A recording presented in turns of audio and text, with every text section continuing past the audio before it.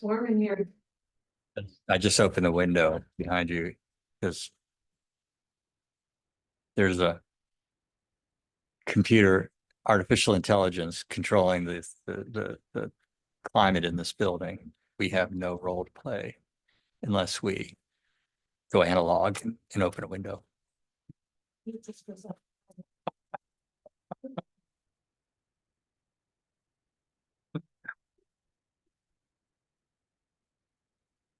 All right, so I'm calling the regular meeting of the Town of Groton Complete Streets Advisory Committee to order. This is the October meeting. And at 3:32, we have myself, Brian Kent, Tom Olson, and Cindy Berry members. And we have Greg Hanover representing Parks, Public Works. And we've got Mark Berry representing Parks and Recreation. And it looks like on the webinar, we have Lori Jacobson representing FHI. Hi, Rory. Hello, how you guys doing? All right. Our next item is communications. Does any of the members have anything to report? No. Okay, no. All right. Let's approve the minutes. I move we approve the minutes of the August 21st meeting as presented. Okay, minutes are approved from August. Our new business this month is to just review any information that might be updating the police department study of Route 215 intersection with High Street, Latham, and Fort Rachel Place, also known as Five Corners. The police department set up a camera on one of the utility poles and have been conducting kind of an enhanced enforcement activity out there. But I have requested an update, haven't heard anything yet. Do you have any insight on? No, I've not heard anything either, and I know there was a scheduled traffic authority meeting tomorrow, but that got canceled, so. And I think one of the things is because they did not have a lot of information on this issue and a couple other issues. So, Okay, so nothing to really report back. Okay, all right, so we'll wait for an update on that from the traffic authority. Hopefully by next month's meeting, we'll have a little more information. Our old business today has to addresses the Complete Streets and Trails project, and Rory Jacobson from FHI is here to give us an update. I think we'd like to get your insight on the questionnaire survey responses. There's a lot of information there, and anything else that you have to tell us. Thank you. Go ahead, Rory. Hi, yeah, thanks, everybody. No, I think the survey has been extremely beneficial. You know, we're very happy that, you know, we did get over that 500 responses on that. So I think with your permission and speaking to Francisco, it sounds like we'll be closing the survey and finalizing the results and sharing those all with you, and using them to make our, you know, preferred alternatives for some of the routes and continue to develop pieces of the document. And I know, Brian, I think you were there. It was a great demonstration project a couple of weeks ago. I know Christian was texting me and sending me pictures. So it sounds like that was a great success. Yeah, it was. So thank you to FHI for setting that up and for providing leadership on that. And the traffic garden, which was the project that was installed at Gloucester Elementary School, the former school that's now closed, it's been closed, is getting used. So I know I have seen posts on social media, and I've even seen some people down there when I've pulled into the parking lot in the time since then who are using it. And I guess I would poll the group if anyone else is familiar with folks using it or I've heard. Well, from I folks was using it. there on over the weekend and with my grandson, and he was using it. And then there was another lady with her daughter there using it. Says she found out about it through a social media posting. And so I at least 2 data points more for you. Terrific. Great, great.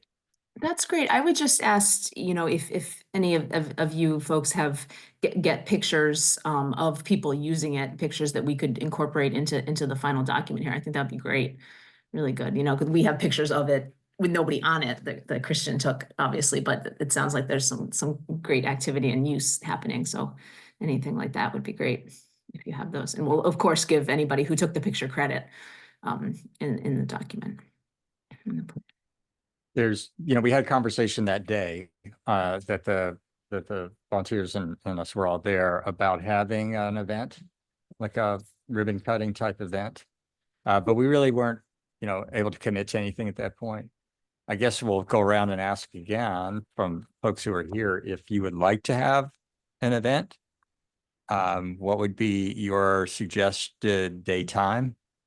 And Mark is Parks and Rec. Is there, from your point of view, any? I would actually prefer we wait until spring and we can really plan something. Okay, okay, That gives us enough time to do it. okay. Yeah. That's okay. That's my That's fine. preference. I'd Okay. like to pull in other community partners, Mhm. Perhaps the police department. I know there's an organization that hands out helmets. I mean, Right. I'd like to make this kind of Right. a big event. Yeah, I think that makes sense. Yeah. Yeah, so there's also, so that would give us all time to invite stakeholders that we could individually contact and then procure and provide to kids that that participate some benefits and some rewards for being there. So like I know, for example, from being at the community center with bringing our equipment in for the pump track, that I've learned that you guys actually have a couple of boxes of new kids helmets that were donated or left over from an earlier event. So we already have an inventory of giveaway helmets. There's probably at least 20 to 40 helmets. Wow. Which would be really handy to have. Okay. So that's already almost covered. Didn't know that. We also have on loan from Bike Stonington, we have these pedestal stop signs that are supposedly at the community center, because we were coordinating last week on dropping them off, and I assumed that Okay. they were dropped off, half a dozen of them. Okay.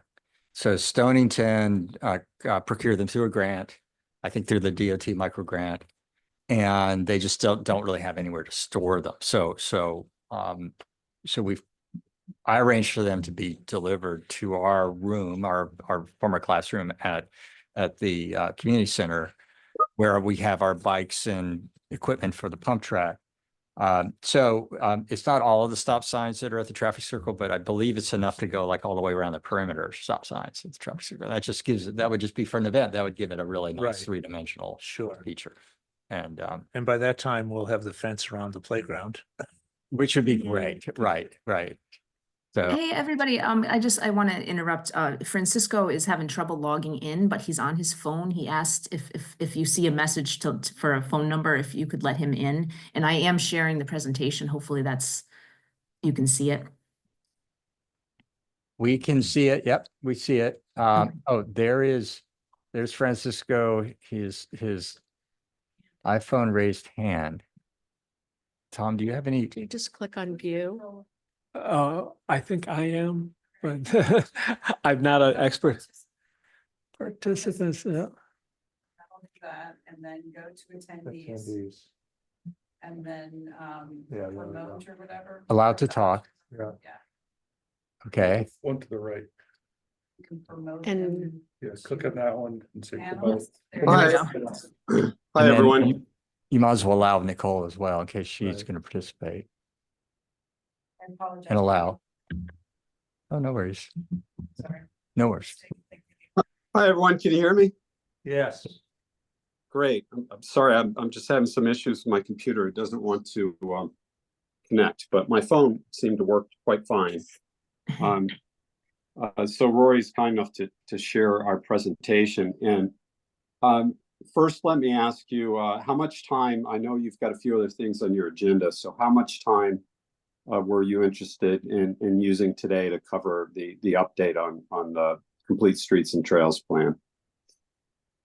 So we're already at that point on the agenda. We're at old business, and we don't have very much after your period here. So I think you can take as long as you need. Okay, good. Yeah, we do have quite a bit we'd like to update you on. And in addition to that, I think before we close out today, it's really important that we identify a date and time for our second focus group meeting with you folks. And this is really intended to be a meeting exclusively dedicated to the Complete Streets and Trails plan, where we can really get into the details and make decisions together. Similar to the kickoff meeting we had with you folks, and it would be open to a larger audience as well. Okay. Sounds good. All right. So first, we've closed out the online survey. We had very good participation. It's north of 600 people participated in the process. And if we go to that, I can walk you through it. Okay, and next slide. Yeah. So as I mentioned, over 600 people, and that includes multiple responses that we received from surveys that were hand-filled and collected by Mark and his team at various events. We plugged those into the online survey so that all that data was consolidated. And we did have one Spanish language response from our Spanish language survey. So if we continue. All right, we asked, first we asked people how regularly they make walking trips in Groton that are 5 minutes or longer.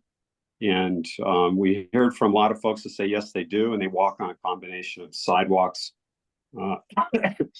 roads and trails. And excuse me, I have a cough. I'm kind of fighting through here. Next slide. Then we asked people they feel unsafe for any reason while walking. And about half people said they do. And we extracted just a few of the comments. We received many open-ended responses. And generally speaking, it's the fact that people often have to share the road with vehicles. There's lack of a sidewalk, or speeding or distracted drivers can be an issue as well. And that's, of course, a much bigger issue if you don't have sidewalks. Next slide. When we asked what type of improvements would encourage you to walk or run more along Groton's roads, overwhelmingly, it was more sidewalks. Those are the blue bars, are the highest responses. And a bigger separation between the sidewalks and the roadway, so a bigger buffer area. So it's really being up against traffic, high volume or high speed traffic, or any traffic for that matter, that really makes people feel uncomfortable and discourages them from walking or running along Groton's roads. Next. And we also asked a few questions about cyclists and how people identify themselves as bicyclists. And the largest group of people, largest cohort, said their comfort level as a cyclist is comfortable riding on streets, but it really depends on the street. And but we did have distribution, other responses all the way from I don't bicycle to I'm comfortable riding on most streets. So generally speaking, we've got an audience of bicyclists that are very sensitive to the conditions around them, and that affects how much they bicycle, how frequently they bicycle, or whether or not they even try to bicycle in Groton. Next. Next slide. And something we asked about frequency of bicycling in Groton. And about half the people said they don't regularly ride in Groton. Now, if you were to tally up the results from the previous slide, you would see that more than half of people bicycle. In fact, Roy, could you go back really quick for comparison? So we see only 20% said, I don't bicycle. So we would expect that if we have 80% that are at various levels of bicycling, we'd see that number a little higher. So that tells us that we've got a certain percentage of people that do bicycle, but they're taking their bikes somewhere else to bicycle, or they're not bicycling in Groton for whatever reason, right? And generally being most likely because there are limited facilities for them to bicycle on. Next slide. We also asked about what specifically prevents you from bicycling more, much like we asked about walking and running. And the most common response to that question was that there are too few bicycle routes or lanes. So too few dedicated bicycle facilities. We had a range of responses. Also, there's too much traffic. I'm concerned about my safety or security. The roads or shoulders are poorly maintained. Those were some of the other top responses. Next. And then we asked, while bicycling on Groton's roads, what problems do you regularly encounter? And lack of bike lanes and drivers pass too closely. And those two are very much related, right? If you're squeezed into a small traffic lane, you will be passed by people that are trying not to encroach on the other side of the road. You will likely be passed closely. So those are very much related issues. Next slide. We also asked what types of improvements would encourage you to use the town's bikeways more often.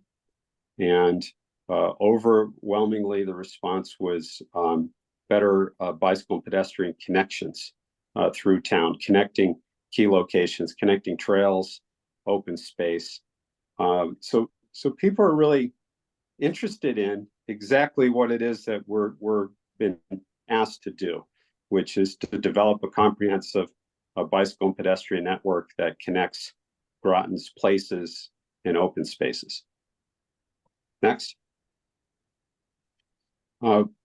We also asked participants to rank several roadways. We worked with you and with Mark to identify the list of roadways that we would give them options on, and roadways and areas. And so some of the top responses in the darkest red were downtown Mystic, River Road, 215, Groton Long Point Road, Route 1, and then down the line all the way down to Depot Road, which isn't to say that people weren't interested in seeing bicycle improvements in that area. That's just how it was ranked. So that gives us a sense as to the areas and the corridors that are priorities. Next slide. And that's how it looks on the map. So we took those responses, we put it on a map, and the darkest lines are those most popular responses. So we see these very important corridors in areas of town. That being said, our approach to this has been to connect the entire town. But this might give us some direction on terms of identifying a corridor as a priority, or an area for that matter. Next slide. All right, that concludes our survey results. And we did have a workshop a couple weeks ago now. And we had pretty good attendance, not a huge attendance, but we had very engaged people that did turn out, and everyone was very supportive and positive and constructive. So we think it was a pretty successful event from that perspective. Next slide.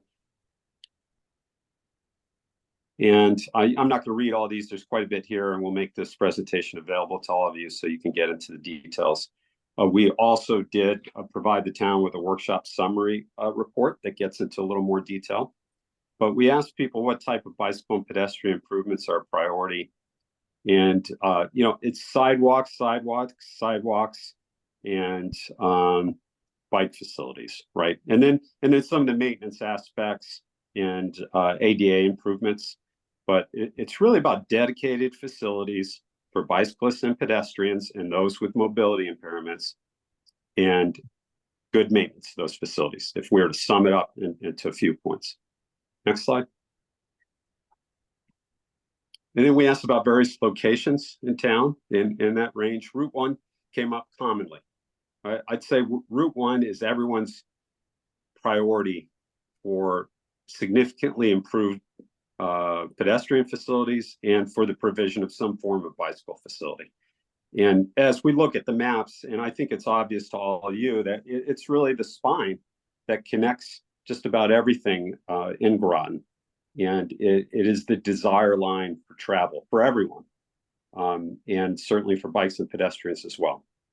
Other areas included Route 12, Tollgate Road, Buddington Road, Route 117, various off-road connections, including the Quonic Park Pathway, which we had a response that needs some drainage improvements. Next slide. We also asked people, what are your thoughts on the recommended bicycle and facility network? So we presented them with the draft network that we had developed at that time, and they marked up the map, and then we wrote down their comments and marked up the map as well. And we saw some very consistent themes. They were, folks were mostly in support of the network that we presented, and were really interested in expanding it, including more roads and making more connections.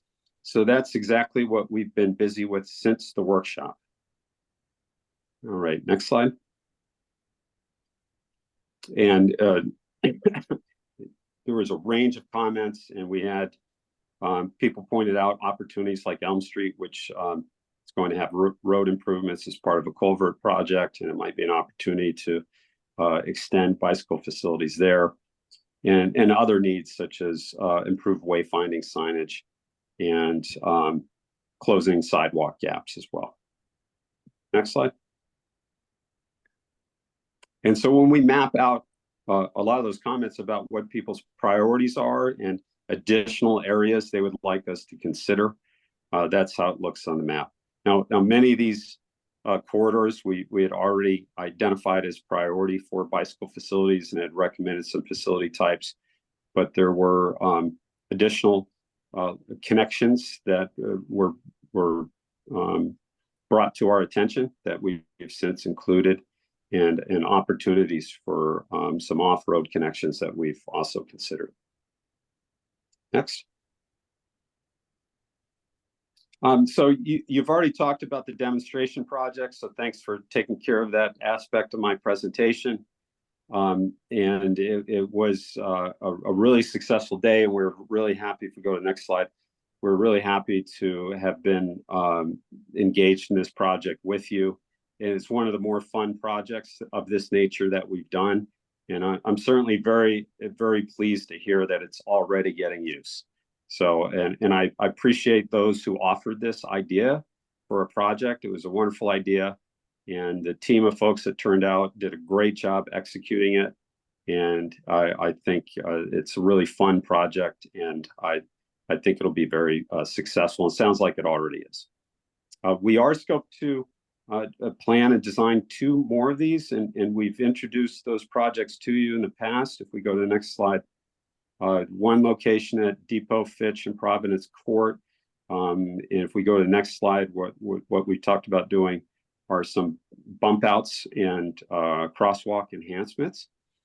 So our next step in this process would be to put some dimensions to this for the town to implement and develop a materials list for all the materials. So if we're all in agreement, this is a project we'd want to move forward with, that's exactly what we do, and it'd really be up to the town as to when they want to implement it. Along those lines, our next project is a traffic calming project. If we go to the next slide, and that's at the intersection of River Road and Bindloss Road. which is a very big, wide open intersection. And if we go to the next slide, you'll see that what we've recommended is choking that down quite a bit. And if this proves to be a successful demonstration project, traffic operations work well, speeds come down, their crashes aren't increased at this location, and the neighborhood supports it, then the town could consider what they need to do to actually make these changes permanent, and could leave these improvements in place until permanent changes are made. All right, so that would round out our 3 demonstration projects that are part of this larger project.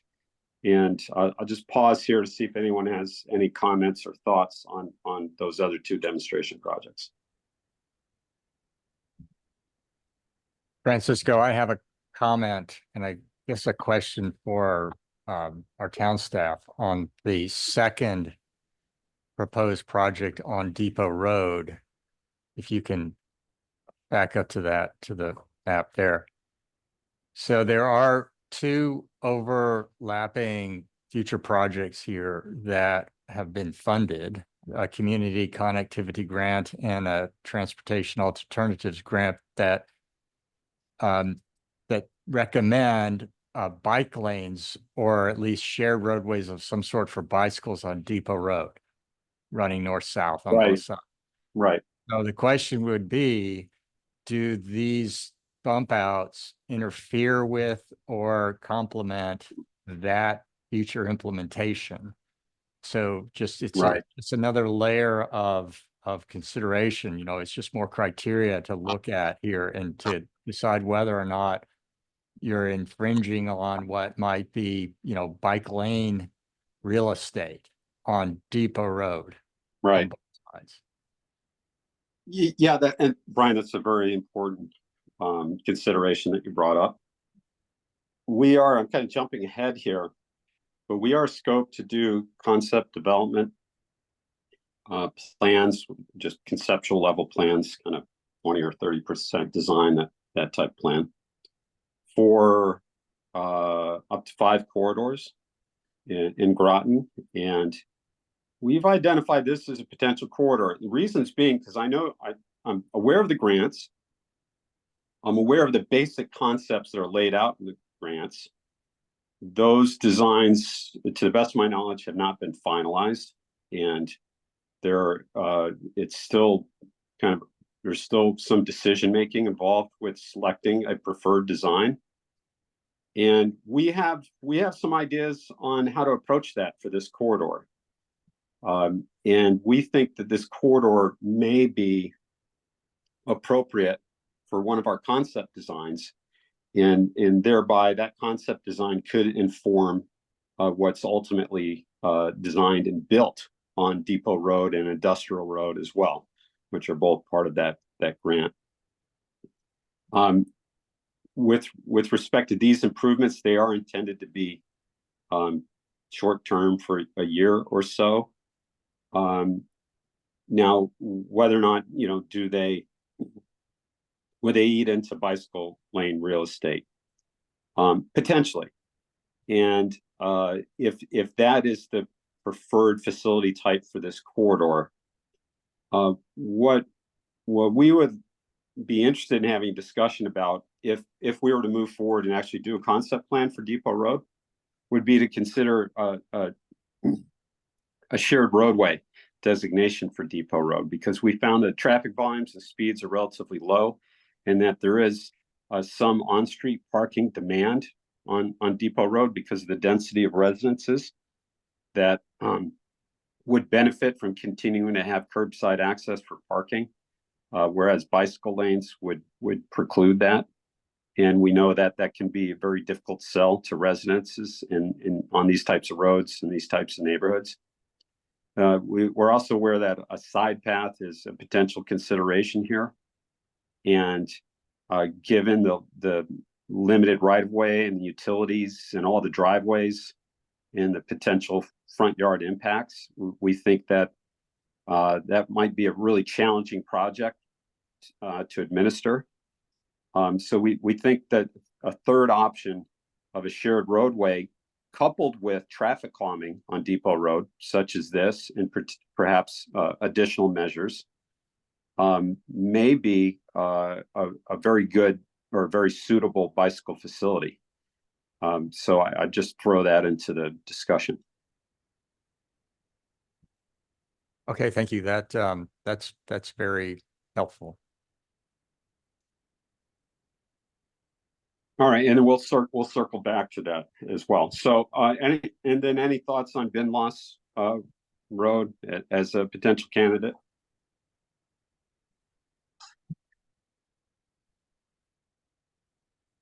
Yeah, that looks fine to me. It looks fine to me, and I'm very familiar with that intersection, and it has a surplus of pavement like you've indicated that might benefit.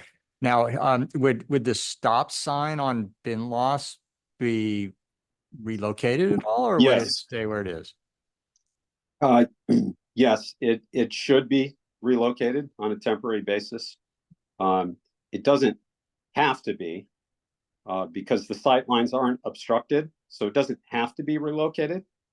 But that should be part of the discussion for the final design.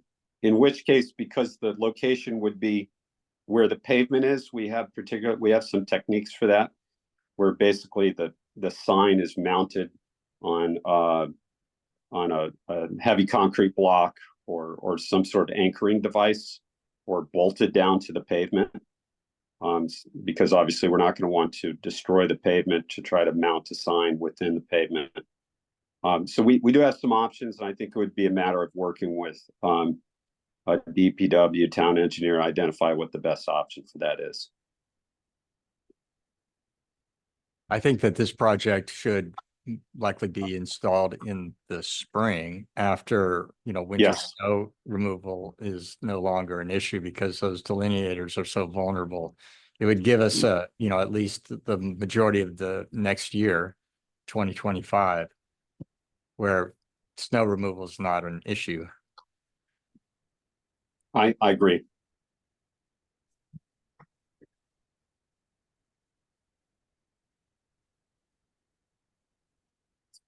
All right. Well, good. Thank you for those questions, Mark. Let's go ahead and move on.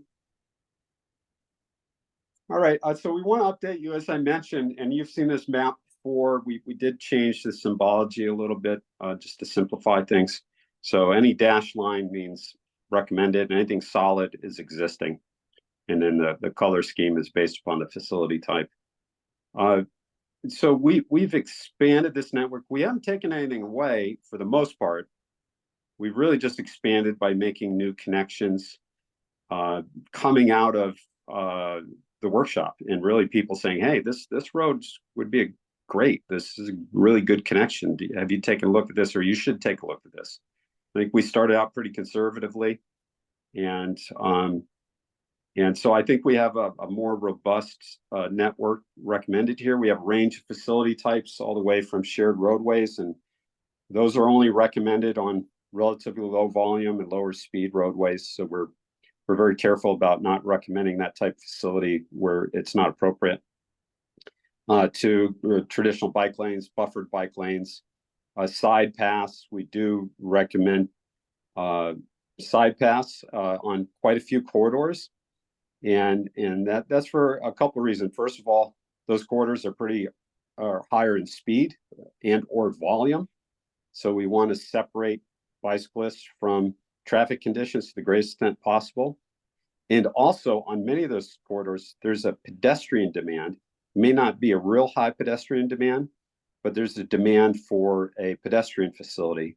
A side path, because it's a shared use facility, allows us to meet both of those needs, thereby having a smaller footprint, less of an impact within the right of way, which may make it more feasible to implement and lower the costs as well.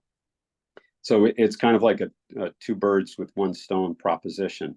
So along corridors, big corridors like Gold Star Highway and segments of Route 1, we've recommended a side path for that reason. And then we've go ahead. Hi, I'm sorry to interrupt you. Yeah, go ahead. I have a question and then, actually two questions. When I'm Sure. looking at this, it's very difficult to see what the color coding means. So the dashed lines are the proposals, but it's tough to Yeah. read from where I'm sitting, at least maybe it's just my eyes, what the different colors are representing. The second thing has to do with the survey results versus the workshop results.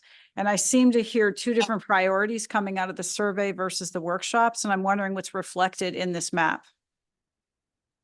I think this map really responds to the concerns from both the survey and the workshop. If perhaps you can explain a little bit more when you talk about kind of different preferences coming out of both, what it is that jumped out at you. Well, what I took away was Yeah. the priorities in the survey seem to be more centered in Mystic and Noank.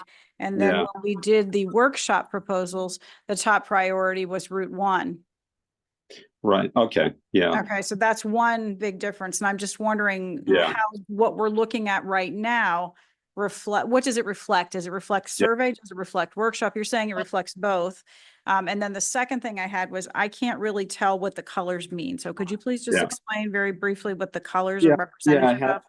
happy to. And this is really intended, this map's not really intended for use on a projected screen. It's really intended for use in a published document. And so when we print it out, it's actually far more legible. But I'll do my best to walk you through it. And then I'll respond to your question about the survey versus the workshop. So the orange dashed lines are shared roadways. The light blue, kind of aqua blue, are bike Francisco, lanes. Yes. Brian here, sorry to interrupt, but can you possibly use the cursor? I don't know Yeah, who's Rory, could you handling help us out the by the mouse, but maybe use yeah. the cursor along with your explanation. The problem is where you've got two similar colors. So shared roadway and side path. I know one's orange and one's purple, but from here it's a little hard to differentiate. Same for between bike lane. Yeah. Next. Can you guys see my cursor now on the screen? Yeah, it's on. Yeah. So but Yeah. you're not on a roadway or anything. You're up at the top of our screen. That's my cursor. This Or is if you me. could get rid of the Oh, participant. how about you, Tom? How about you? Yeah, Get I rid could of the do it. participants and make All right. that. All right. So Tom will be your cursor. Okay. So let's start with the orange dash lines. Orange is right here.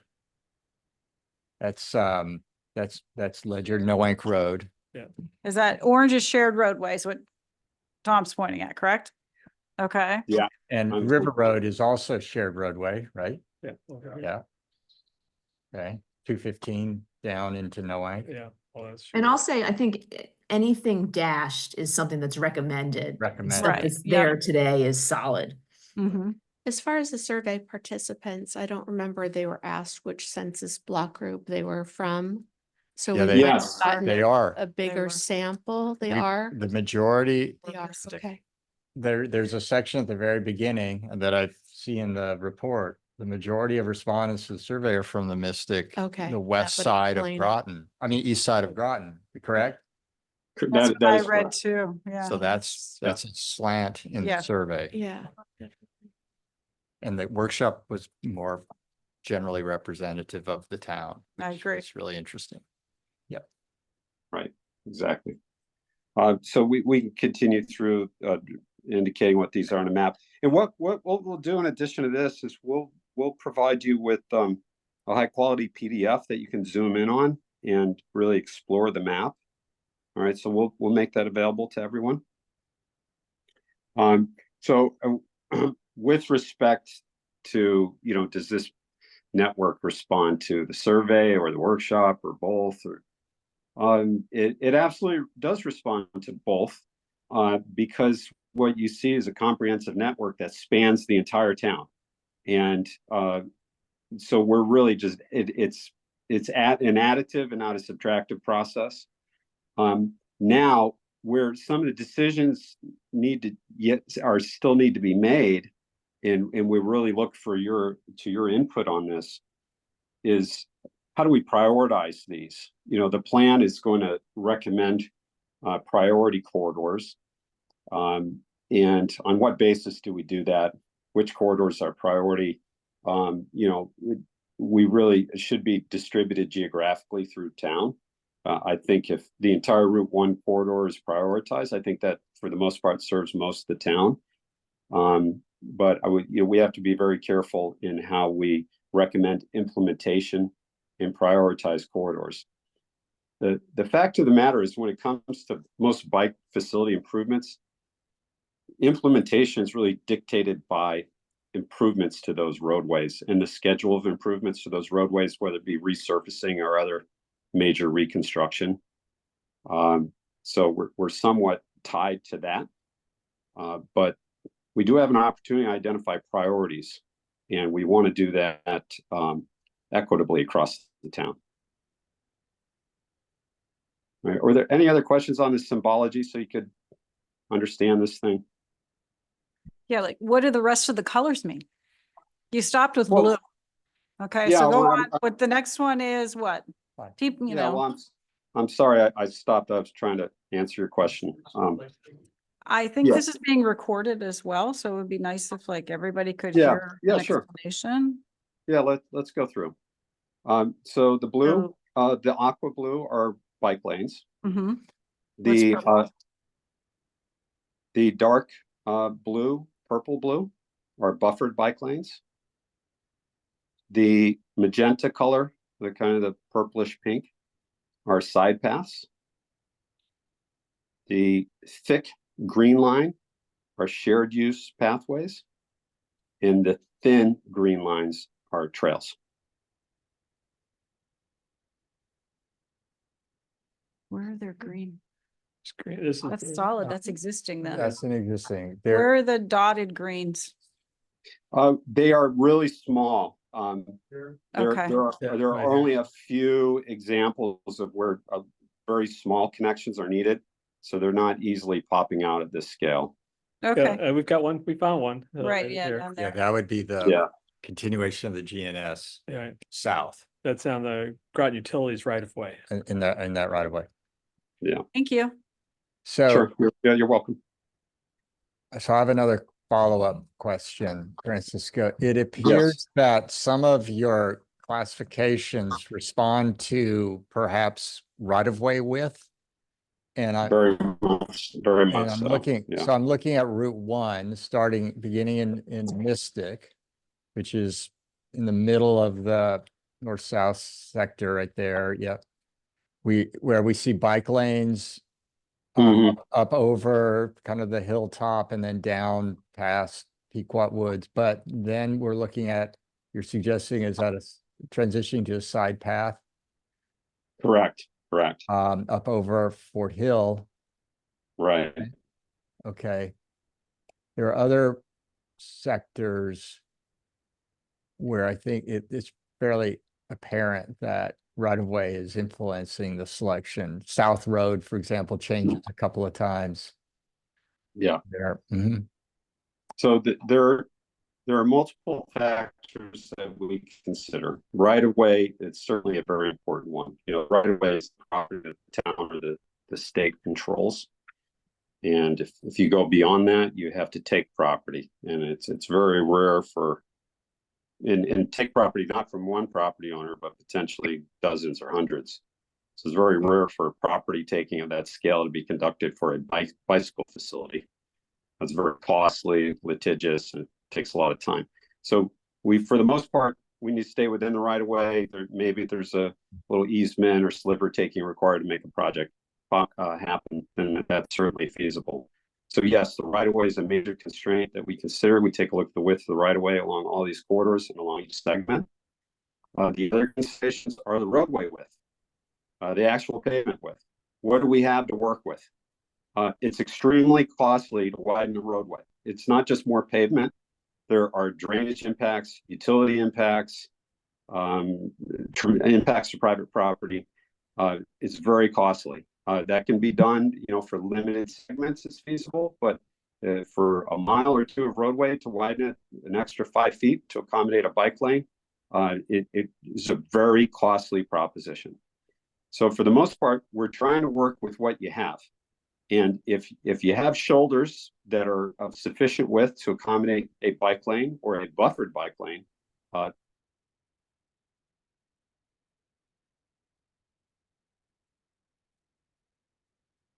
He's dropped off. We've lost you, Francisco. I He's don't know if coming you can back hear yeah, us. I'm back. Okay, I'm back. Can you hear me? all right. Okay, yeah, I lost you for a minute. So the other factors, and we've talked about this before, are traffic volume and speed. So if the speeds are above a certain level, the volume's above, we need to get people off the road because it's not going to be safe or comfortable. So that's one of the reasons why side paths are fairly extensive in this network, because those roadways simply are not wide enough to accommodate adequate separation between bike traffic and vehicular traffic, or the speeds are just way too high. Even if we could put them in the shoulder, even if we have space for a bike lane, we really need to move them off the roadway. And that provides us an opportunity to accommodate pedestrians along those corridors as well.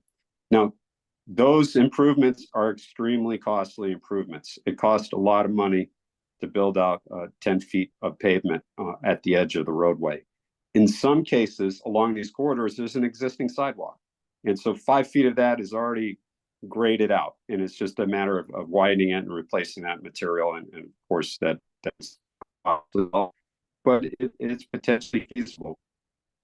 Much of this network, this is really not to be able to build this out in 10, even 20 years.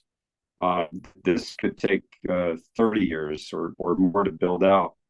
However, it's really important to have a vision and a plan in place to seize the opportunities as they come, whether it be through a grant opportunity and grant fund, or a reconstruction project by DOT, or a town-led reconstruction project. If you know what the best facility is, you have a plan, it puts you in a really good position to actually build out a bicycle and pedestrian facility.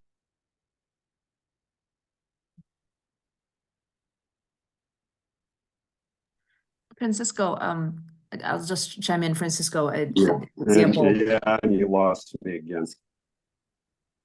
Oh, Francisco, I was just going to chime in an example of something like this in Yeah, Waterford. please do. Waterford, they were able to get bike lanes on Crossroad through a DOT grant. The DOT said, "Hey, we'll give you money to resurface this road, but we're going to install a bike lane." And they happened to have a plan for that, and it was an easy kind of win-win. The town said, "Oh, we want bike lanes here," and it happened. And if you drive there today on Crossroads, you'll see the bike lane striped in the road. Just a small example, but they had something ready in a plan in place for that, and you see it happen. The DOT is now required, anytime they reconstruct a roadway, they are now required to evaluate the potential for bicycle and pedestrian facilities in accordance with a facility selection guide that we developed with DOT. And it's the same parameters and guidance that we apply here. So all of these facility types we've recommended would be consistent with what DOT would ultimately identify as a preferred facility that would, under their own policy, they would be required to evaluate the feasibility of implementing. Now, they don't hold themselves to the requirement of actually implementing it if they find it's not cost effective. But they are required to evaluate that possibility, identify what the costs are, and do some preliminary design before they outright dismiss it.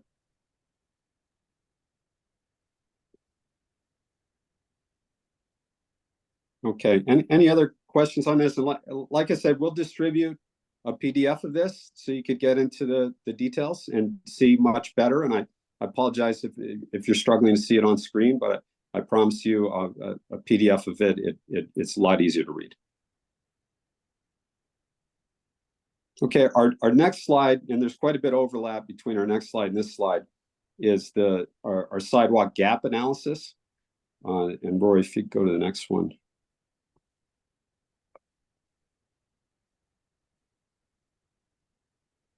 All right, yeah, back one. Okay, thank you. So we've identified all the gaps in sidewalks, whether there be no sidewalk at all, or a sidewalk only on one side of the road, which in many contexts is adequate. So this is simply the gaps. Our next step in this process would be to identify the recommended facility and which side of the road, et cetera. However, that's somewhat contingent upon us finalizing our bicycle facility network because of all of those side paths that are included, right? If we're recommending a side path, that would also function as the pedestrian facility, and we would want to note that on the pedestrian network. And so we wouldn't recommend a sidewalk in addition to a pathway, because that pathway would serve both sets of users. All right. Any question on our approach to this? We will have two separate maps. There will be a bicycle facilities map and then a sidewalk or pedestrian facilities map. And the pedestrian facilities map would indicate areas for sidewalks, and we would also, those side paths would show those on the pedestrian facilities map. They would also be shown on the bicycle facilities map as well. Francisco, how do you regard River Road in this context? Because it Yeah. carries a large volume of pedestrian traffic. Right. Yes, it does. Let me pull up my map so I can look exactly at what our recommendation is for. So on River Road, we've recommended shared roadways, a shared roadway for bicycle facilities. And for pedestrian facilities, we have existing pedestrian facilities, if I'm looking at the right border here, that extend a little ways up from Route 1. And do I understand there's a desire or an interest in extending those further up to like I-95? Well, it's a challenge because I assume that the right of way is very No, near. it is. It's also It's extremely- adjacent to Mystic River. Its elevation is very close to sea level. Sections of it routinely go under at high tides. So Right. it's just almost a rhetorical question or a philosophical question on how to best deal with a road like that Yeah. so important for bicycle and pedestrian Yeah. use. And it's, and it's such a, it's a regional resource that is well, Right. well known, and so it's a kind of a very special case. So we're just interested in your thoughts about it, perhaps recommendations for what can be done with this, this narrow pavement that is in such high demand from all users. And we did take a look at River Road. It did come up in conversation in the workshop, and we took a look at it as well. And we saw the same things that you mentioned, right? It's extremely narrow. It's a constrained right of way. There is some traffic through it. That traffic's not so high that we can't do a shared roadway, which is why we recommend the shared roadway. I think with respect to accommodating pedestrians, I think what's most critical is that some traffic calming be considered on the roadway. And I'm not sure to what extent that the town has experimented with, or done traffic calming, such as speed humps and other measures. But I think what's most important, if pedestrians really have to walk on the roadway because there simply isn't space for sidewalks, or isn't right away, or the topographically is too challenging, is that the vehicle speeds are slow enough to improve their safety while doing so. So I think that really brings up discussion about the need for traffic calming along this corridor.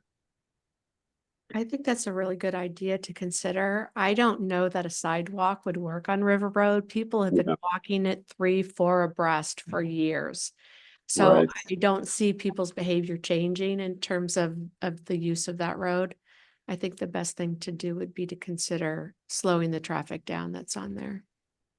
I want to chime in. We ran into something similar in some of the beach communities down in Madison when we worked with them. And they were interested in the shared roadway concept, and something that they found that they actually implemented was signage, just, making sure pedestrians know, to walk against traffic, and bikers, go with the flow of traffic. And then obviously in this scenic location, you don't want to plaster the roadway with signage, but signage and things like Francisco mentioned with the traffic calming really did help, because that was a similar situation. They had tons of people walking down to the beach. They had, people on bikes, beach cruisers, they had traffic. So very kind of similar context. So I agree with Cindy that this road's not appropriate for sidewalks. I think it would impact its scenic quality. It's a scenic road, so it's a certified scenic road. So it needs to be, very carefully designed. But the biggest complaint from people that use the road and from people that live on the road, because Bike Groton has been out there doing events. And several years ago, we did some bike and pedestrian traffic counts and spoke to a lot of residents. Their biggest concern is speeders. Right. And so lowering the speed limit might, is a possibility that could help somewhat. It's at 25 now, but my Yeah. understanding is the state is beginning to allow municipalities to apply for changes in their local road speed limits. And then, like you said, there's a toolkit of traffic calming measures or countermeasures that could make a difference. And the town has more flexibility or more control than the state over its own right-of-ways, over town Right. right-of-ways. Correct. So we would like your recommendations, I think, is where we're going with this. Okay. And if, yeah, go ahead. Oh, I was just gonna say, in terms of prioritizing, I don't know kind of what's on the docket for the town for the next several years. Might be Mhm. interesting to see a map layered over this one to see the current and the projected projects as it pertains to these sidewalks and bike paths. Because I'm sure Yeah. there are already things in the works, right? Oh, Yes. absolutely. Yes. And thank you for mentioning that. That's a very important part of what we need to do as part of our next step is in terms of developing an implementation plan. Let's take a look at not only town, but planned DOT projects on state roadways. So that we have an understanding of what projects are likely to move forward and which ones are currently being planned. Yes, that's a very important part of what we next need to do.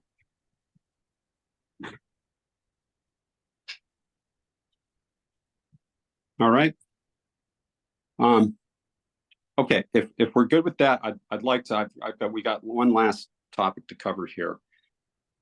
And that, and I mentioned earlier that we are tasked with developing concept plans for up to 5 areas or corridors. And so first I want to introduce you to what a concept plan looks like and what it is we're talking about.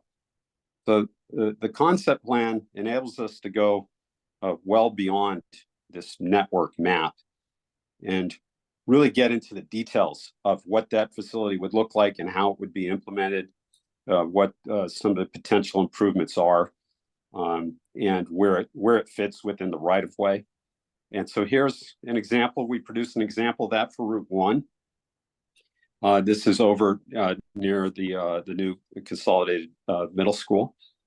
And in this segment on the bicycle network map, we had recommended a side path along this corridor. And so based upon our assessment of the conditions in the corridor, we think the south side of the road is most appropriate. And as it turns north, the east side. And we find that it it fits within the right of way, so we think it's feasible. There would be some intersection improvements needed to make that a safe crossing in the lower right corner. But this is the level of information that would go into a concept plan. This is something that can be submitted with a grant application and significantly strengthens that application because it becomes clear that the project has been well considered, thought through, that the feasibility has been established. This for Route 1, if we were to cover all of Route 1, it would require 21 sheets of this nature. So we plan it a segment at a time. We're at a scale about 1 inch to 100 here. This level of design or planning enables us also to develop some planning level cost estimates, so we can put a ballpark number on the cost of these potential improvements. And of course, that's planning level estimate because you really have to do survey and engineering design before you get to the true cost. But we build in some big factors to account for a lot of the unknowns so that we can get to a number that's realistic or within the ballpark. And any questions on the concept plan? And I'll next talk about areas that we might consider for doing concept plans for. So we've identified several corridors, and I don't think that we would do them all because it's a little outside of our scope and the hours that we've assigned to this. But we want to put some options in front of you, and we're very receptive to feedback. We're receptive to ideas on additional corridors that aren't highlighted here. We have a combination of town roadways, which, that would be very beneficial because obviously the town has control over that. And state roadways, town roadways in red, state in blue. So you'll see that we've highlighted all of Route 1 up to, from Mystic up to 95. And we've broken that up into 3 segments. So I think if we were to proceed with Route 1, we'd break that up into segments so you could have smaller projects that you could advance. Each of those segments is a little bit different from the other, so that's how we establish them. Essentially, I think that's the big fish here is Route 1. Other corridors include, we talked earlier about Depot Road, Industrial Drive, and I forget the name of the road that extends north of Depot Road. That could be a really good project, particularly in light of the grant you have and the funding you have for the project along that corridor. West of there, South Road, there's a few roads that comprise that corridor: South Road, Tower Ave, High Rock Road, Pequannock Road. And then other opportunities include Route 215 Elm Street. I mentioned earlier the culvert widening. There are currently bike lanes just west of there on Lord's Point Road. And so Elm Street would make sense to do some planning for facilities there. Flanders Road and High Road as well. We do not, for the most part, we do not include, with the exception of a segment of Route 1, we do not include shared roadways because that's primarily pavement marking and signage, and you're not getting a lot of value out of us showing where to put the pavement markings, where to stick the signs. So we've concentrated here on corridors with side paths and buffered bike lanes and more complex facilities. This is Tom Olson. On the yeah. state roadways, on the right where it says the label there is state roadways, which is South Road, Tower Road. That was repaved by the state 2 months ago. So did we miss some opportunity here? Were they supposed to come and talk to us or to the town? Or Greg, maybe you interfaced with them about what they were doing there? Did they give us an opportunity? Because you had mentioned earlier that this is when you should be doing these type of corridor planning. Was supposed to, the state was going to come in and talk to us and everything. And it sounds like we missed something here. I'm just concerned about. Yeah, I think it potentially was a missed opportunity. So I mentioned before, the state has a policy Um, that policy unfortunately is limited reconstruction and not resurfacing. Okay, So that's why they didn't come to you with options for bicycle facilities. Because they only consider that during reconstruction projects. Where you have, drainage improvements and substantial rehabilitation of the roadway and regrading and all that sort of thing. So I think it was a missed opportunity because of the timing. Had this plan been in place, and there'd been good communication with the state, would have been an opportunity to get in the recommended facilities. But I don't think it precludes us from doing something in the near future anyway, which is to say, I don't think you have to wait until they resurface that road in another 10 years or 15 years or whatever it is. Because what we're recommending along that corridor is for the most part a combination of shared roadway markings and bicycle lanes, and they already have the width on the road. So it's a matter of the bicycle pavement markings, perhaps relocating the edge stripe, which is not a real big deal, and signage. So yeah, in some ways a missed opportunity, but I don't think it precludes us from doing anything in the near future. thank you. And I'd like to interject that the State Bicycle Pedestrian and Advisory Board that I'm vice chair of has been advocating for several years now that the vendor in place resurfacing program include considerations of complete street measures that can take place within the standard scope of work. And it appears that recently we're making progress, and we're getting feedback from the department that that's more likely than not in the future. I don't know how near the future, but they are receptive, and it is a complicated change for that program to incorporate new features, to incorporate design essentially. And and there are people in the department in the complete streets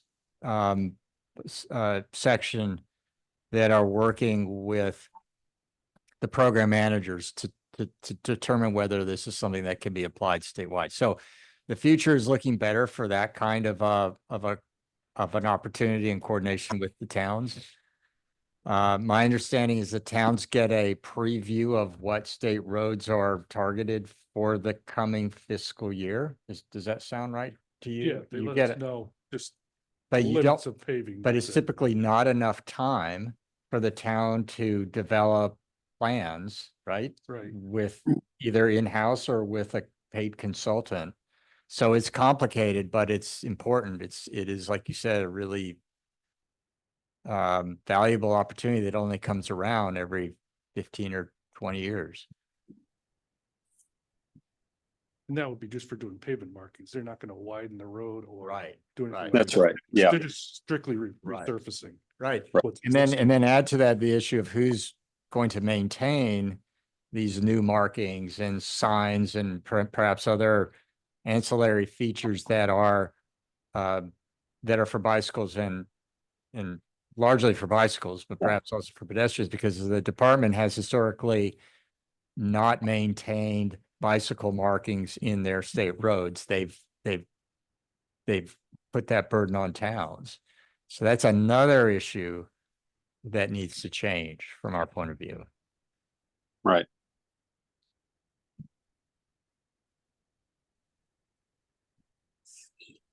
Right. Any questions on this? And it wasn't our intention to make decisions in this meeting on what to proceed with. We wanted to introduce you to what we're thinking about, the corridors we're thinking of, and give you a chance to think about that, and then provide us with some direction so we could proceed with this work. Unless there was agreement on universal agreement on one of these corridors, and you said, hey, absolutely, let's do that, and just go ahead and get started with it. We certainly receptive to that sort of feedback as well. Well, let's ask here. What does the committee feel individually? Well, my first question would be to Craig. You already kind of in your mind know what you're looking at in the future for the town road perspective, right? Is there any of these things that are For already, Sidewalks, yeah. we it's- have you're just looking principally at sidewalks? Yeah, pretty much sidewalks is what we've been looking at more than the bicycle. I mean, we do have some, you know, we keep talking about the Depot Road to Thomas Road, which we're in the process of that project. Mhm. But, you know, sidewalks that are missing primarily from like the top of Fort Hill here to, you know, going easterly towards Mystic, there's a lot of missing sections there. Yeah. That would be interesting to see how we could get some concept plans so that you could actually have a sidewalk network all the way from downtown Yeah. Mystic to Route 12. So it sounds like the Route 1 corridor here is like a no-brainer. Yeah, that one, there's just a few spots here and there. We've got projects to infill those already in the works Mhm. for sidewalks. My feeling is that I don't know enough about what's happening currently and what's being planned currently to make a recommendation in terms of priorities. But if you look at this map and say, these are the choices, and based on the workshop experience and other inputs, would you be willing to suggest a concept plan emphasis? Because that's what FHI needs, is they need our recommendations on where to focus their time and energy in developing concept plans. And as I mentioned, Brian, I don't want to put you folks on the spot to make those decisions today. We could leave it with you for a couple weeks and get us some feedback. We still have time to do this work, but if there was universal agreement on one or more of these corridors today, then we could get started with that work all the earlier. Any opinions here? Oh, I have opinions. I would say Route 1. Mhm. Route 1 would be my gut based on the workshop results, but I agree with Cindy. I would like us to revisit this once we have a sense of what the town has in the works and the CIP for the next 5 years, and sit and look at this together and come back with a bigger vision of what we want. Because I think our job is to provide that vision, and then it's the council and the staff's job to figure out what they can actually implement at what given time with what a pot of money is available and all of that. I think we need to have a bigger, broader view of things. What I think that's the role of our committee. But Route 1, if we got to say something today. I see Route 1 as the no-brainer part of here, because that's really us having a concept to go to the state with. It's not something that Greg's going to be putting CIP dollars to. I think this, what you're talking about, the CIP dollars would be all on the town road sections. I agree. I couldn't put a prioritization between what they've got in the brown reddish color there compared to Route 1. Route 1 to me is if we've got, I think they said they had, I think 5 projects here that they we were looking at. Does Route 1 count as 3 of them? Because I mean, it's such a massive corridor. We really have to break that up into 3 segments. And, if you really, there were just 6 that really needed to happen, then we'll do our best to accommodate you. But we just have to keep this task manageable. Yeah. I think having the Route 1, even all 3 sections of it, is a highest priority relative to responding to the workshops, to the surveys, and also being ready to talk to the state and having things on the table and having a quality product to go to them with it on our highest priority item, to me, is the no-brainer. Yep. So I agree with Tom, Cindy, and Patrice that Route 1 appears to be the highest priority for concept planning, and critically for coordination with the town's public works department, which is engaged in infilling sidewalks along that corridor. Greg, and you are spending town money in the state right away to build sidewalks, right? Yeah, kind of to correct what Thomas said, we do spend CIP dollars on state roads to infill sidewalks. The state is not going to come in, right, sidewalk in if we ask them to. They're just going to say, no, we're not going to do it. We get developers to put them in when we can, if they're developing in the commercial areas. Planning and zoning does that. If the state is doing a reconstruction project, they'll put sidewalks in, like they're doing when they're doing the bridges down on Groton Long Point Road over Palmer's Cove and Amtrak, they're putting sidewalks in along that corridor there, quite a bit of sidewalk actually. They'll do that, but for the infill, like Conklins Park is missing this sidewalk. There's an existing CIP for that. You know, we do request CIP dollars every year for smaller sections of sidewalk that are more manageable for to get funding for through the CIP. So a larger segment on Route 1 that is I assume beyond the CIP budgeting would be from Fort Hill east to the areas near Mystic where there are where the sidewalks pick up. And that is a challenging segment because of topography and narrow right of way, et cetera. But I believe that FHI is recommending a side path through that section. Is that right? And that you would ideally have a side path on one side and a sidewalk on the opposite side. I think Correct. if the demand justifies that there be facilities on both sides because of neighborhoods and destinations, that sort of thing, then that could be the area of greatest investment because of all of those criteria. That's where coordination with the town, I think, is absolutely critical so that, the resources can be allocated strategically. Right. And even if Absolutely. even if we identify a larger project, we can divide it up into small chunks and do it in phases, do it every couple of years or whatever. And that's why I think it's so important for this particular committee to look at a bigger, broader, way up top image of things and what we would really like to see happen in the town. And then as opportunities become available, you seize those opportunities. But we have to present something as like the ideal version of what we would like to see happening. And then whenever there's a chance to do a bit or a piece, then the town has this bigger, broader roadmap from which to work to kind of be a guiding document for people. That's my opinion of what we should be doing. The other thing that I'm kind of curious about, and maybe Rory, you can chime in here, is there any data that we didn't collect that you feel now that we need?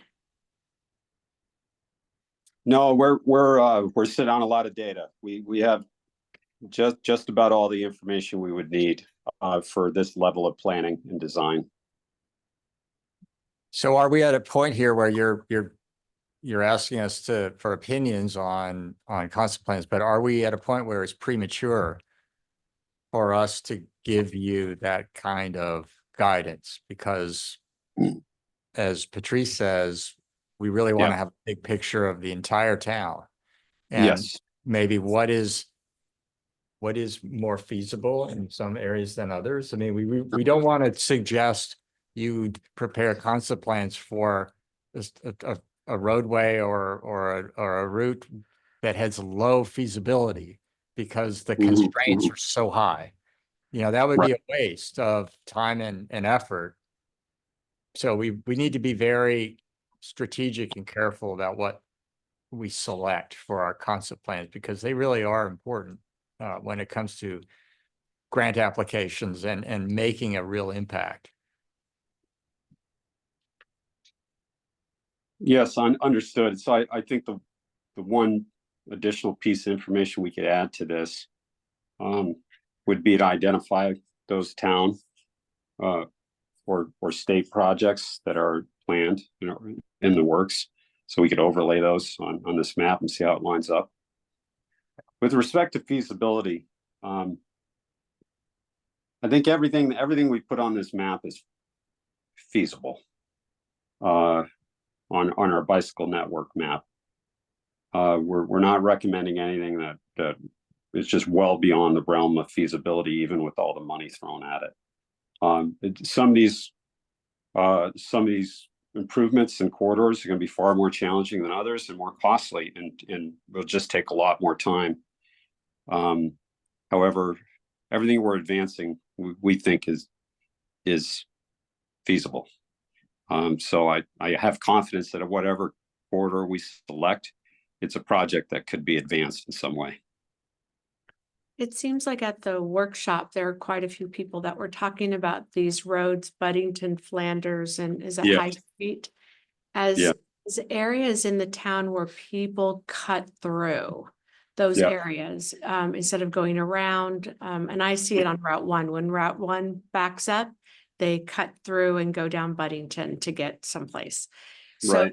I think it'd be interesting to look at those 3 roads and look at what's happening with any pedestrian strikes or, Yeah.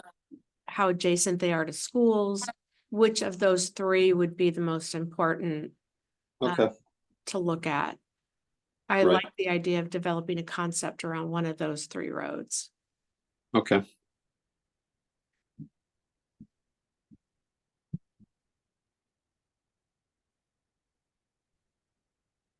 All right, and any other thoughts on this, comments? So what we'll do is I'll touch base with Mark and we'll coordinate with the town, get our fingers on the pulse of where those projects are happening. We'll overlay that information and help us make a more informed decisions regarding what to move forward with.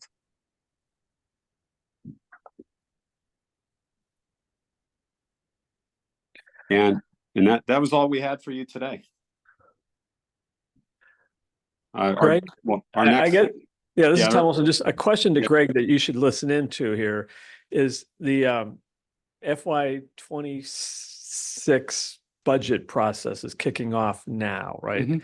And you're responsible for all the CIPs really that would be handling this type of stuff, right? Mark also would be Okay. doing some of it, yeah. Trails. Hey, so it's really, what's your timeline right now? Will there be something available to provide to the FHI folks in the next, I don't know what the timeline is here. I was actually hoping they could give us stuff so they could put it in in the plan. the FY 26. Yeah, that's what I was kind of thinking is a Yeah, chicken we're- egg type of a question here as far Yeah, as. we're developing it now and we really have to have it done by December, into December at the latest. Okay. Have projects in to the town manager.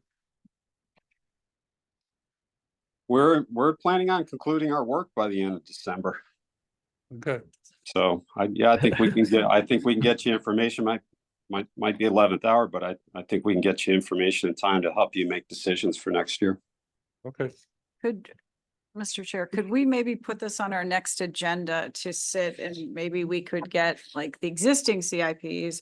We Yeah. could sit with the PDFs that FHI is going to send Yeah. us. And that could be an agenda item and we can sit and try to make some priorities at that point. Yeah, almost make a So workshop budget- out of right, it. Make budget some time for us to sit and do that at our next meeting. Because if they've got to have, town staff has to have budget done by December. We're not going to get this till December. So any preliminary stuff we could do would be, I think, helpful for both parties. So to clarify this, we would want to have in advance of that meeting, the fiscal year ending 2025 CIP budgets that relate to streets and trails to Those look are at. readily available to, That's easy. Right. So we So we need those would, stuff from them. that would be part of our packet. Yeah. We would want recommended projects from FHI, and we'd want any recommended projects from our town departments, Public Works. In particular, the maps, I think will be helpful for us Mm-hmm. to sit. And then what were you asking for, Cindy?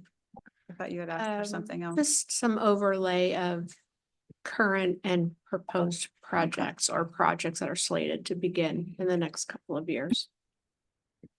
I'm also curious because I'm not a very political person, but does some of the planning include what might be more feasible in terms of support from the town council or the RTM?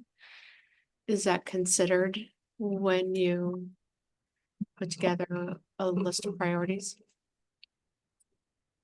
Yeah, Maybe. we So usually, I- it's a great question. If I could respond real quick. We usually leave it to the town to handle the politicking of it and just receive guidance from the town on their thoughts on what might be a little more palatable than than others. Other than that, for us, it's just a purely kind of rational basis based upon cost of projects, the difficulty of implementation, priority level based upon population, destinations, preferences, and other factors. So the way I look at this again, and maybe I'm too pie in the sky with this, but I see us creating something that's more long-term. And the council changes every 2 years. So I don't think you base what you think is best for the town on the current political climate. I think you do your work based on what you think is the right thing to do that will be the best for the town. And then whoever is elected, they're going to control what gets done and what doesn't get done. So I think we can't go into it looking at it like that. I think we have to look at it as like, what do we think is best and be true to that. But I also, this is Tom Olson, I also agree, think that are we going to just go through the normal process of CIPs, or is there something worthy enough here to be able to be of sufficient size that you'd be going down the bonding, referendum thing, just like the school project, the 2020 school project was? Are we of sufficient scope that we'd be putting something that large together in the tens of millions of dollar category? Well, and again, it might be depending on what we think is most important and what's feasible. But again, that's not something that, every council has what they want to do. Right. And I don't think we should, like this, we shouldn't be doing that. Yeah. We should be doing what we think is best. Yeah. And then whatever they choose to do, however you want to lobby people to do big bonding projects or certain CIPs. You've got 40 people on the RTM, 9 people on the council. It changes. So I don't think we should be worried about current political climate. Okay, we should be worried about concrete plans though. So we want to know if DOT has released its VIP recommendations yet or next year. Have you heard anything for next year? So Francisco, we want you to pull your strings with the department and get an advanced list for the town of Groton, please, on what roads are We'll do our the best. list. I'm not making any promises. But that would be very helpful for us to, evaluate the priorities and opportunities. And Yes. we also want to know if there are any other kinds of state projects, intersection safety upgrades, Right. Signal replacement with pedestrian signals and those sorts of projects, which are, sometimes they're just buried in the labyrinth of, the department that show up.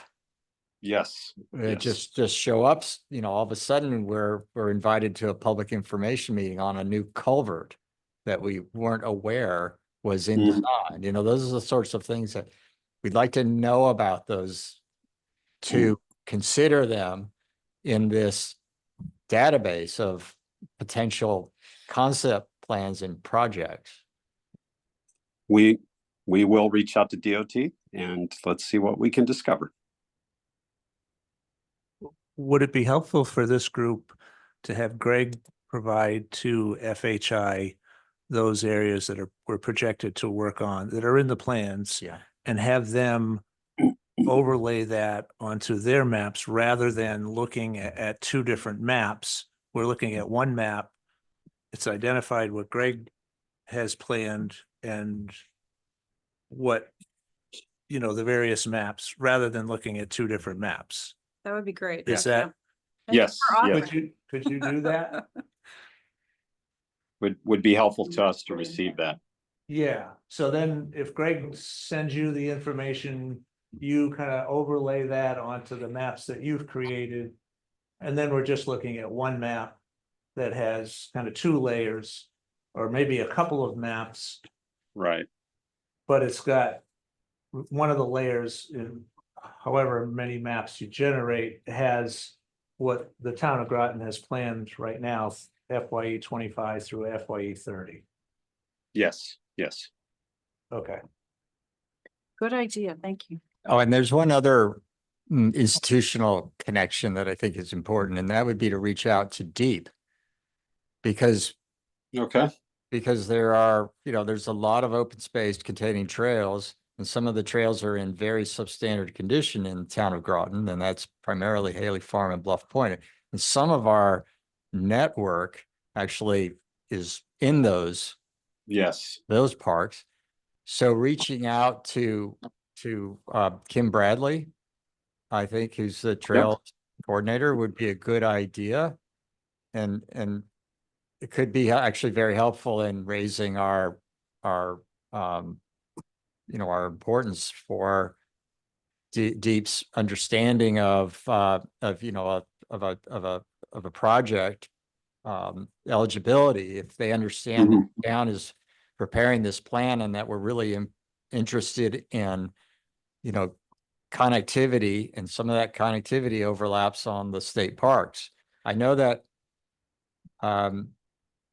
SLR is preparing a master plan of Bluff Point that's going to include trail improvements and trail recommendations. This is as a follow on to that. A lot of that is being funded through the NER, which is separate from DEP, because they actually have the NOAA funding because they have cognizance of Bluff Point and Haley is because it's part of the NER system. Can you parse that out for us, please? It was just established in 2020, in January 23, that the National Estuary Research Reserve.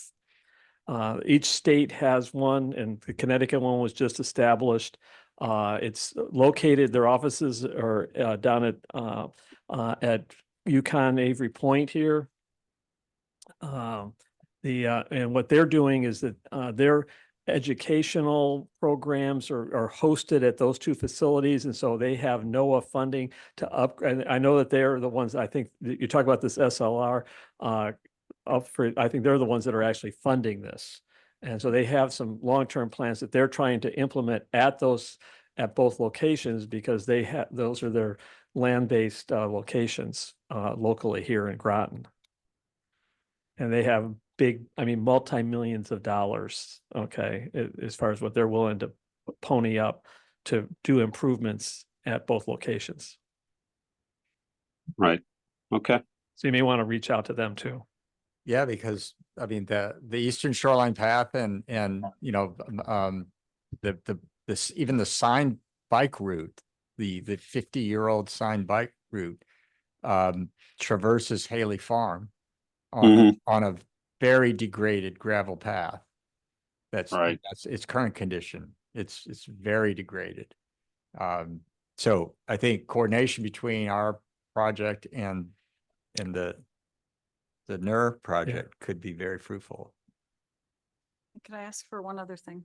I don't know where we are with the wayfinding that the planning was doing with the new signs, if we are still continuing to implement or not, but if some of this is needing wayfinding signage, we should know where we are in the overall project. I know it's taken a long time. I know, that's why I'm curious, because it started a long time ago, and I don't think we made. Yeah, but that'd be through Deb Jones and the Office of Planning. It was way back in. Yeah, he's still here. He hasn't left. It's his baby. Institutional knowledge.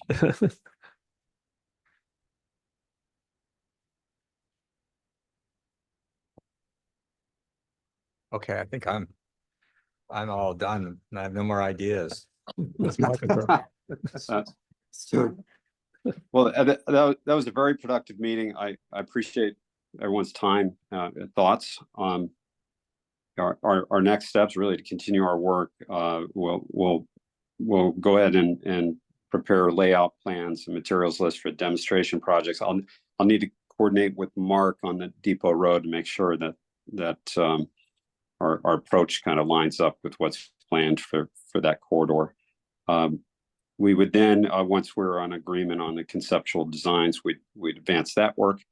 We also have a design guide to prepare. That design guide would provide the town with all the details needed to design and implement the various facility types. So it includes everything from pavement marking standards, signage standards, and intersection treatments. That will be part of our deliverable. And then finally, the implementation plan that really identifies the priority corridors and recommended priority level or timeframe for those various segments of corridor. Oh, and we have one more focus group too. set And we up. do. We need to meet again. Yes. Now, Thank you. do Thank we, you for reminding me. do we think that we can have the focus group at a regular meeting and also have our, evaluation of potential concepts? I don't know what's involved. I think we're talking about two different meetings here because that's a lot of ground to cover. Just what do you propose the next focus group to cover? Well, Francis? I think we could use a substantial part of that to cover the potential concept plan corridors. I think that would be very useful in terms of that. And then I would also extend a little further to start having just a broad conversation on priorities. What else besides what we were gonna do at our next meeting is included? Because it sounds like you said it's overlap. Well, Did I misunderstand? So that focus group meeting is, and for the most part, we just about had a focus group meeting right now. I appreciate your attention for the past hour and a half or so.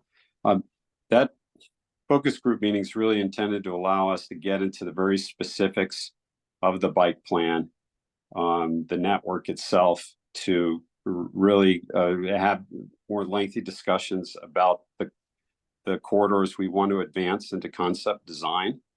And then finally, to talk about some basic priorities or guidance on how we should approach implementation with respect to what your priorities are.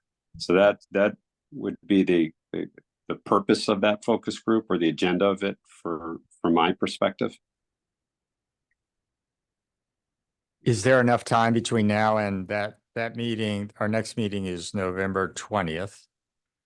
Enough November time 20th. for you to collect the information from DOT, from DEEP, Yes. from Yes. NER, Yes. from the town public works, because we need that information, I Yes. think, to feed into the process at that meeting.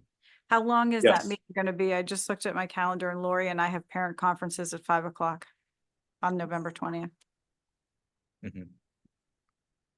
Well, Yeah, I think we'd we have to need, start at 3. I think we need an Yeah, hour and a half to 2 hours. Can you do a 3 o'clock? maybe? Probably. We're free to but- reschedule a Yeah. time, Yeah, then it just becomes a special meeting and, becomes a special, right. yeah. Because we the full day of school and then 3 o'clock, however long here, and then we go till 7. So it's gonna be like, Long day. yeah. Yeah, to say the least. Francisco, That would be 2 of us that would be gone. There'd still be 3 of you here, so. Well, if we're into a special meeting, we could also change the day of the week. yes, Sarah, is it just that day that you Yeah. are both Yeah, doing this? the district books them. So like the 19th, I know they don't like to do the second Wednesday because that's RTM. But do you guys go to RTM? No. try not, He goes, if he's on the agenda. Yeah. Well, so Francisco, I don't think we need to find the date right now, but I think Right. we agree here that that week needs to happen, that Okay. the focus group needs to be that week, and that we'll figure it out Available on Okay. when Yeah, when I we can get think- a forum and everyone to. I think I'm looking at our schedule, and the 20th, it's also a difficult day for myself and Rory for our team. So The 19th, it's available. The 19th is good for me. Sounds like it's good for her. I've got, I think Rory and I have potential 3 o'clock commitment on the 19th. I need to check that. I've got a hold on that. Okay. All right, well, we'll figure it out. We have time to figure it out.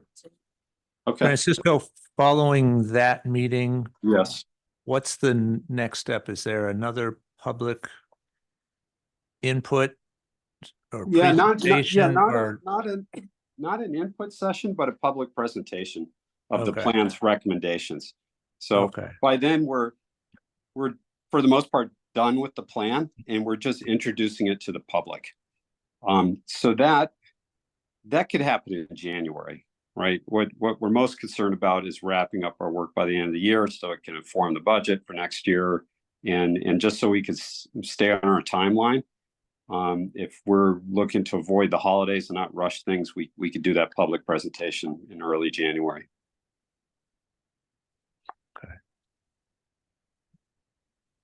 So does this timeline give you time to get projects into your budget that might not already be kind of in Not your if we thought wait till process? January. All right, we can't wait till January. Oh, no. It has- that's just, it has that's a to happen. presentation. Right. The CIPs, yeah. But, The but timeline that we laid out, meeting maybe the 19th of November, and Yeah. that gives you time enough to. Yeah. Why don't we do the prior week? This, The weekend before, the week The week before. of the 12th, the 13th of November? well, What it- did he it say? depends on whether that gives FHI, the town and other stakeholders. And when's the DOT. earliest he's going to be available? I guess that's the real question. Because our stuff's pretty easy because it's all online, right? Yeah. We just got to pull the stuff Yeah. from online. Yeah. So it's a matter of him getting the map together. Yeah. And if it's going to be a special meeting anyhow, just don't make it the day after the election. Are you planning to stay up all night? No, No comment. it's not going to be a response for. There won't be for a week, anything. for a week. To know. I guess we're debating whether we should meet the previous week. The 13th. If that makes it easier for them to get the final product to the people during their budgets, I'm all for meeting earlier. Yeah, the 13th, something like that. Yeah, the 13th, I'm sorry, it's a really busy month. Well, Rory and I have meetings on the 13th as well. Oh, Well, The 11th is, 11th is Veterans Day. I'm not sure if you folks Well- are open. yeah, those guys are off. Yeah, those guys are off. so You're off too. And then the 11th. The 11th. Veterans Day. the 12th and the 14th, as long as we're done by 5 o'clock, works for us. 15th, Friday, but that works. that's meeting on Friday. Well, 12th is good. 12th? Yeah. Special meeting? That would work. for Start me. at 3 o'clock. That would work. Start at 3 o'clock. Francisco, do you think that you would have enough time to gather together? I don't know. Uh, And Rory, Other- can you, Rory's really important to this equation. Rory, what is your, So I just, that week is super tough for me. I have focus group meetings in the evenings on the 12th, 13th and 14th in Weathersfield. what time in Weathersfield, Rory? They're staggered. There's 6 of them, so 2 each day. So they start at 3 and the Oh, they second one start at 5. 3. So it's kind of a big Yeah. chunk. Yeah. So those, So that week's bad. Yeah. yeah, that week's Back to the not. 7th? I don't think we have enough time. I think we're Yeah, going. the wrong 7th, direction. we have Southern New England APA conference on the 7th. What about, Um, what about Thursday, the 22nd? So that's the day after what would have been our, That's a Friday. I mean, the 21st. Friday. The 21st. That would have 21st, been, looks that's the day after okay to what me. would have been our. 21st, Rory has 21st look for I'm you. opening it up right now. 21st, as long as I'm done by 5 o'clock on the 21st, I'm good. We have on hold Francisco at 5:30. Right. Yeah, meet- 5, that's what I co-creation mean, team as long as we're meeting. done, as long as we're done by 5 o'clock, that's what I'm saying. Okay, yes. Yep. Yeah. Yep. Special have to Zoom, meeting, but- 3 o'clock 3 to on the 5. 21st. Yeah, And that I can do is that. to go over all this additional data and then, and not the focus group, right? We're not trying to do the focus group on that. it yet. is. Thought it No, was it is. one- It is, One thing. it's everything. We're setting Okay. priorities for the quarter, Okay, does that work for you guys? for the concept. I can do Concept it by plans, Zoom. CIP. To zoom in. Are you not gonna be able to see the stuff then? No. Oh, Oh, you can. yeah, you can. you can see it. Camera up Oh, above. great. Hey, Joe, okay. Technology, Mhm. 21st century. Okay. Well, it sounds like it's got, a lot of it's gonna be digital anyhow, so. It can be both. Anything that I can look at in advance would be great. Agreed. I agree with that. I would love to see the stuff in advance. All right. Francisco, I think you mentioned providing us with maps in advance, right? Yes, correct. Yeah, okay. We should be good with that. All right, so I guess we found a day. Not So- without effort, but yes. Not without effort. So 3 o'clock on the 21st. So are we canceling the 20th? We are canceling the 20th. Yeah, the 21st, okay. So kind of offline, I'm just wondering about the focus groups and what we need to do to make those successful. All right, so here's another question. We've talked about inviting outside guests, Yeah. right? Do we feel like outside guests are going to be able to contribute to this meeting? Because it's going to be very focused on this work that we've been, previewing here today. We're really not asking for new, fresh input from the community at that meeting. We are really wanting to get the work done that produces a list of projects and priorities by the end of the day. So we have a Yeah. list of the people that came to the workshop. Do we want to invite those folks? No, I that's don't too- think too so. wide of, yeah, it's too wide of an audience. These focus group meetings are really intended to be, obviously yourselves. And then potentially a few other people from the town that you want to have in the room that doesn't normally sit on your committee. I think we're beyond the point where we're inviting in advocates, bicycling advocates in the community. This is really about you having some of the decision makers or people who have important Yeah. information to share. So in the more room. like the police chief and It'd be great if we could get somebody from the traffic authority, police chief or town manager, and also the director of the planning department. I think we would try and have him here, John Reiner. So it's a matter of really going to our advocate, Mr. Burt, with a call saying, hey, we're moving our regular meeting by delaying it a day. We'd sure like to have you and your staff members here. Mhm. So it Mark, sounds like, anybody from your end in terms of just inviting anybody that you feel needs to be here? Maybe Tabitha, the manager of Parks and Open Space, and she used to work in the planning department. Oh, Though yeah, I great. stole her away. Great. Anybody like from the Recreation Commission that you would need to? invite? Well, I know Elizabeth Hogan she participated in the first focus group meeting. She was at the public presentation. So I would say she's the most informed Mhm. of those that are on the commission. Mhm. Yeah. So you can invite her. There was a gentleman that came to that first focus group meeting, and I think Francisco, you've been in contact with him, or Mark, you might have also shared his contact. I think he sits on the board at SEAT and had some thoughts about opportunities to like integrate some of the transit into this. I don't know if he's somebody. Bob Boris. Yeah. Yeah. He's the development chair. Right. yes, economic development. I would say you'd be safe with Mr. Reiner. Because he would be into anything that Mr. Boris would know, Mr. Reiner would definitely know as well. So I would prefer to have Mr. Reiner, who's an employee of the town and Mhm. Agreed.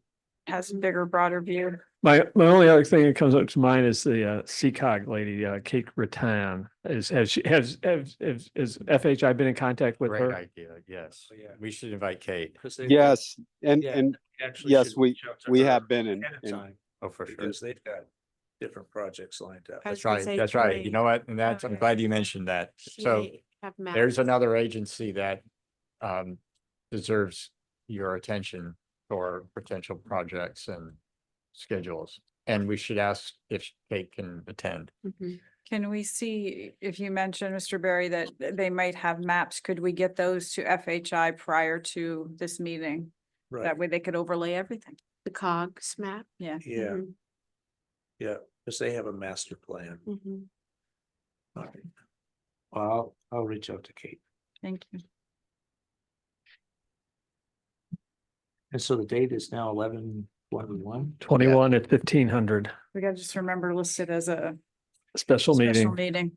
Yeah, well, there'll be a cancellation notice for the other one too. Say 2100. What did you say? What hours? 15. I don't do 1500. military, so 1500. Your military. Sorry. Have to translate that. Change my clocks. It's also the European. Yeah. Right. That's what I change it when Yeah. I go on, when I Schedule. go away, Yeah. but then I put it back to noise.